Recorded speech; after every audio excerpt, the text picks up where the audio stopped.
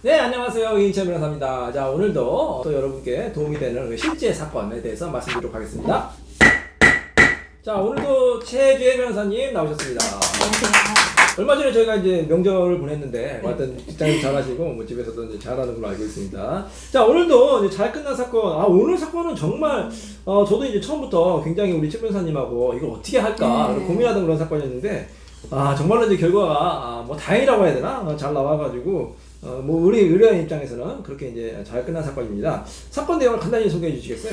예, 이 사건은 이제 대표 변호사님께서도 말씀하신 것처럼 굉장히 어려운 사건이었고 저희가 의뢰를 받는 것도 굉장히 부담스러운 사건이었습니다. 왜냐하면 그 의뢰인께서 2년 전에 이제 다른 사무실 통해서 이혼 소송을 하셨는데 의뢰인이 유책 배우자라는 이유로 이혼 기각 판결이 확정된 상태에서 이제 판결 확정 후 2년 정도 지나니까 저희 사무실 방문하셔서 이제 의뢰를 하신 거거든요. 근데 이제 다른 변호사 사무실에서도 상담을 받아보셨는데 다 못하겠다고 했다고 합니다. 이제 저희 한번 해보자 해가지고 이제 소재기를 다시 했고 잘 나온 사건이죠. 예, 결과적으로 이혼 청구가 인용돼서 승소한 사건입니다. 예, 저희가 실제 사건이죠. 이제 서울 가정법원 사건이고 수송대리인 법무리 담당 변호사 우리 이인철 최재 김소연 변호사 이제 다 나온 사건이고 주문이 딱 보면 원고와 피고는 이혼한다. 사건 본인의 이제 친권자의 양육권자를 이제 피고를 지정한다. 자, 어떻게 보면 원고가 그렇게 이제 이혼을 원하셔가지고 이혼이 된 사건. 더군다나 이제 몇 년 전에 다른 사무실에서 이혼 소송을 하셨는데. 기각이 되셨어요. 기각이 되셨으면 어떻게 보면 이제 뭐 기판력, 법적 용어는 기판력이라고 해서 이제 똑같은 사유로는 이혼이 이제 안 되고 이제 그 외에 다른 사건이 이혼이 되는 건데 사실 이혼이 기각되고 얼마 지나지 않아서 이혼 소송에서 이혼 판결 받는 건 굉장히 어려운 사건 아닙니까? 그렇죠. 이혼 사건에서 그래서 이제 재판부도 기각이 나는데 재판부께서도 아니 이거 이제 이혼 기각된 지 얼마 안 됐는데 왜 다시 이제 이혼 청구를 하느냐 그렇게 이제 의견을 좀 제시하셨다면서요? 네. 그래서 1심에서 이제 화해 권고 결정이 나왔는데 어떻게 나왔었죠? 원고 청구를 포기하라는 포기하라. 맞아. 아니 그러니까 재판부에서 이제 그러니까 원고 청구를 이제 포기하라는 것은 뭐냐면 그러니까 소치하라는 거죠. 소위 말해서 어차피 이제 안 된 사건이니까 힘든 사건이니까 왜 이런 힘든 사건을 제기하느냐. 그래서 이제 포기를 권유한 거죠. 화해 공고라는 것은 이제 그대로 이제 뭐 판결은 아니지만 이제 어떻게 보면 강력한 이제 재판부의 의사 표시였잖아요. 그래서 제 기억이 나요. 최 변호사님이 그 화해 공고 결정부터 저한테 와가지고 이거 대표님 이거 어떻게 됩니까? 법원 이제 우리 재판부께서 이미 이혼이 안 되는 걸로 이제 신청을 굳히신 것 같은데 이거 당사자 이제 설득해서 하야 되는 거 아닌가? 저렇게 말씀 이제 하신 것 같은데 그때 제가 뭐라고 했나요? 그때 이제 원고 청구를 포기하라는 내용과 이제 대신 소송 비용 각자 부담하라는 내용의 화해 권고 결정이었기 때문에 저는 그냥 소송 비용이라도 좀 보전하는 취지로 화해 권고 결정 수용하시는 게 어떨까라고 내심 생각했었는데 대표 변호사님께서 청구 포기는 너무 자존심 상한다. 끝까지 한번 해보자 하셔가지고 저희가 이의를 하고 이제 그 이후에 우리가 설령 유책 배우자라고 할지라도 우리가 유책 배우자의 이혼 청구를 허용할 만한 예외의 경우에 해당한다는 사정을 좀 강하게 강조했습니다. 하여튼 저는 이 사건을 통해서 이제 좀 느낀 게 뭐냐면 사실 재판부도 이제 결국은 사람이 하는 거 아닙니까? 그래서 이제 사람이라는 게 다 생각이 있잖아요. 근데 보통 사람이 생각을 딱 어떻게 굳히면 안 바꾸잖아요. 그렇죠. 더군다나 이제 재판부 굉장히 훌륭하신 이제 판사님께서 한번 생각을 하면은 그걸 바꾼다는 것은 어떻게 보면 거의 사실상 불가능하다 이렇게 생각들을 많이 해서 이거 뭐 안 되는 사건이구나. 몇 년 있다가 다시 이렇게 생각하는데 저희도 의뢰인한테 이렇게 어려운 사건을 진짜 고심 끝에 선임을 했는데 재판부에서 포기하라고 바로 이제 취하면 이제 자존심 문제도 있고 의뢰인께서 얼마나 실망을 하시겠어요. 그래서 어려운 사건이지만 다시 한번 문을 두들겨 보자. 우리 결국 아까 말씀드렸지만 사람이 하는 거니까 사람의 생각이라는 걸 바꿀 수도 있는 거니까 우리가 계속해서 법원을 설득하자. 그래서 이제 좀 노력을 많이 들였던 사건 같아요. 네, 맞습니다. 그만큼 최 변호사님도 부담이 좀 컸을 것 같은데 어땠어요? 그렇죠. 사실 정말 그냥 한번 해보자라는 생각이었고 승소 가능성이 높은 사건은 아니었어요. 아주 어려운 사건이었죠. 굉장히 부담도 있었고 근데 당연히 저희가 이제 맡았으면 최선을 다해서 해야 되기 때문에 정말 끝까지 열심히 했고 정말 끝날 때까지 끝난 게 아니다라는 말이 있잖아요. 그리고 네. 이제 최 변호사 입장에서는 이제 우리가 변호사가 딱 가면 이제 법원에 이제 그 법원 재판부께서 어떤 생각 하나 딱 이제 보이거든요. 이제 말씀하시는 거 보면은 그러니까 처음에는 이제 당연히 이제 이혼이 안 되니까 굉장히 우리한테 어떻게 보면은 좀 왜 이걸 이런 소송하나 그렇게 생각하실 건데 조금씩 재판부의 판사님께서 이제 좀 어떻게 보면 생각이 이제 바뀌시는 걸 설득하신 거 아니에요? 네네. 그 과정이 좀 어땠어요? 그래서 그 청구 포기하라는 화해 공고 결정 이후에 이제 이의를 해서 다시 변론이 재개됐고 재판이 다시 진행됐는데 그 후로도 재판이 여러 번 진행되는 과정에서 몇 번 더 화해 공고 결정이 나왔습니다. 예. 근데 이제 두 번째 화해 공고 결정부터는 이혼을 전제로 해서 예. 생각이 바뀌셨는데 네네. 결정적으로 우리 재판부께서 좀 생각 바꾸신 어떤 그런 기회가 있었나요?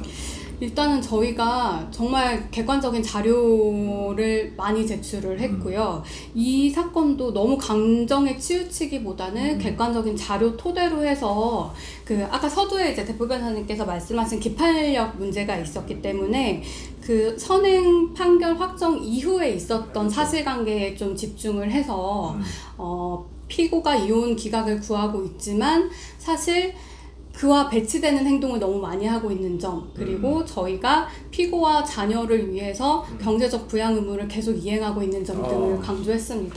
맞아요. 여기도 판결문에도 보니까 그런 적이 나오는데 이게 사실 어떻게 보면 한번 이혼이 기각되거나 뭐 유책배우자 같은 경우는 이혼 청구가 이제 안 되는데 대법원 이제 전원합의체 판결 나왔잖아요. 그 예외 사유가 있었죠. 예외 사유가 어떻게 보면 가장으로서 역할을 다 하고 파탄이 이제 되돌릴 수 없고 특히 이제 생활비 자녀가 있는 경우에는 자녀 양육비를 부담하는 그게 중요한 것 같아요. 네. 그래서 어떤 사건 같은 경우에는 정말 이혼을 원하시는데 아무런 뭐 본인이 책임을 안 하시거든요. 그냥 본인의 권리만 주장하시고 뭐 남을 나라 생활비도 안 주고 자녀 양육비도 안 주면 사실 어떻게 보면 법원에서도 이런 사람 이혼 시켜야 되냐 이렇게 생각할 수 있는데 우리 의뢰인께서는 굉장히 자녀에 대한 생활비도 어떻게 보면 저희가 이것도 하나의 코치 드리는 거라고 할 수 있는데 그냥 꼭 말씀드리거든요. 이혼을 정말 원하시면 어쨌든 상대방도 좀 다독여야 되는 거 아니에요? 저렇게 설득을 드려요. 그래서 생활비도 충분히 지급하고 미안한 일 있으면 좀 미안하다고 좀 말씀도 하시고 특히 자녀가 있으면 자녀에 대한 역할을 다 하시라. 양육비도 충분히 이분 같은 경우에는 직업이 이제 의료계에 계시는 분이었죠. 네. 의료분에 계셔서 수습이 좀 있으시니까 자녀 양육비도 굉장히 많이 주신 것 같아요. 예, 자녀 양육비를 별거 이후에도 500만 원 내외로 500만 원 내외로. 상당히 많이 지급을 하셨고요. 700만 원 드릴 때도 있고. 저희가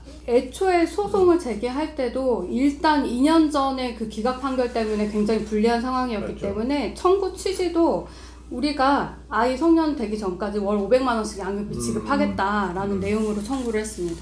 그러니까 이제 피고 입장에서도 상대방 입장에서도 그럴 거 아니에요. 아무것도 안 주면서 막 이혼만 해달라고 하면 얼마나 또 화가 나시겠어요. 화가 나시는데 이제 그 화를 좀 풀어드려야 될 것 같아. 그래서 어쨌든 뭐 다시 재결합하는 건 사실상 불가능한 거 아닙니까? 저희도 몇 번 말씀드리지만 뭐 10년, 20년 별거하시고 뭐 이혼은 이제 원하시는데 가끔 이제 여러 가지 이유 때문에 이혼을 이제 원하지 않으시는 분이 계세요. 특히 이제 한국의 많은 여성분들이 이제 저희가 충분히 그거는 이제 이해합니다. 그죠? 그런 이제 우리 여성분들의 그런 마음, 뭐 이혼을 내가 왜 당해야 되는 그런 마음을 이해하는데 근데 현실적인 문제를 보면은 사실 재결합하기는 어렵거든요. 그럴 경우에는 결국에는 자녀에 대한 양육비, 뭐 위자료 재산분할 뭐 이런 것 쪽으로 어느 정도 이제 보상을 하는 게 맞는 거다 이렇게 생각이 드는데 이 사건 그럼 정말 어려운 사건인데 당사자 반응이 좀 어땠나요? 당사자께서 너무 정말 너무 좋아하셨고 그 이제 최종적으로 사건이 확정되고 나서 이제 법원을 저랑 같이 나오시는데 너무 기쁜 나머지 막 환호성을 지르시고 이거 좀 웃어야 될지 예. 울어야 될지. 그래서 저도 정말 뿌듯했습니다. 근데 본인은 그래서 얼마나 이제 사실 이혼을 원했겠습니까? 사실 그렇잖아요. 이혼을 원하는데 이혼하지 말라고 하는 것도 굉장히 사실 어떤 괴로운 일이거든요. 근데 물론 그쵸. 상대방도 많이 힘드셨겠지만 우리 의뢰인들도 굉장히 힘드셨을 것 같아요. 네. 이게 맞지 않은 결혼 생활 하는 게 쉽지 않은 건 어쨌든 그래도 잘 끝나서 다행이고 그래도 이제 자녀가 있으니까 계속 자녀에 대해서는 충실하게 저희가 이제 의무를 다하라 양육비도 지급하라 이렇게 말씀을 드리고 있죠. 네네. 그래서 결과적으로 저희가 뭐 이혼했다고 해서 네. 뭐 자녀에 대한 부양을 더 이상 중단하신 것도 아니고 네. 자 우리 최 변호사님은 정말 애 많이 쓰신 그런 사건이었는데 이렇게 어려운 사건을 잘 해결하는 때 그때는 좀 어떠셨어요? 소회가 어때요? 그 정말 조마조마했던 사건이라고 할 수 있는데요. 네. 일단은 결과적으로 뭐 그러니까 판결 결과도 결과지만 의뢰인께서 정말 좋아하셔가지고 그 모습을 보는 게 정말 뿌듯했고 서두에도 말씀드린 것처럼 정말 어려운 사건도 끝날 때까지 끝난 게 아니다라는 생각으로 열심히 하면 좀 기대해 볼 만하지 않나 싶습니다. 여기 이제 포기하라. 여기 사실 포기는 안 됩니다. 여러분 절대로 아무리 어려운 일수도 이제 포기하지 마시고 힘내시고요. 뭐 결혼 생활도 마찬가지예요. 뭐 이혼도 마찬가지고 꼭 뭐 이혼을 뭐 반드시 포기하지 마라 하라는 그런 취지는 아니고 우리가 이제 결혼 생활 할 때도 포기하지 말고 또 열심히 두 분이 뭐 부부 상담이나 이런 거 받아가지고 잘 되는 경우도 있잖아요.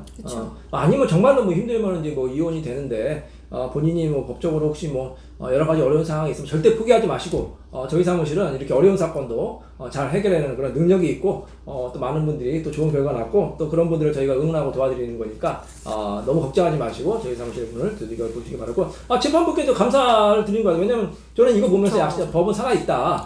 왜냐면 또 이제 어떤 재판부 같은 경우에는 이제 다 그런 거 아닌데 아주 일부 같은 경우에는 처음에 딱 어떤 신중을 붙이면 끝까지 가는 경우도 있잖아요. 그렇죠. 근데 굉장히 어떻게 보면 오픈 마인드, 열리신 마음인 것 같아요. 네. 그래서 본인이 처음에는 뭐 이혼 안 된다고 생각했다가 여러 가지 증거를 보고 이런 거를 변론하는 거 보니까 이거는 이혼시켜야겠구나. 이렇게 본인의 그런 어떻게 보면 의지를 바꾸신 것도 굉장히 저는 큰 용기라고 보고 네. 우리 재판부께서도 굉장히 결단을 하신 거다. 박수 한번 쳐드리고 존경의 마음을 보내드립니다. 이런 게 진짜 살아있는 정의죠. 그래서 여러 가지 증거라든지 이런 거에 따라서 재판부께서 아주 훌륭한 판결 내려주신 것에 대해서 다시 한번 감사 인사를 드리며 여기서 마치도록 하겠습니다.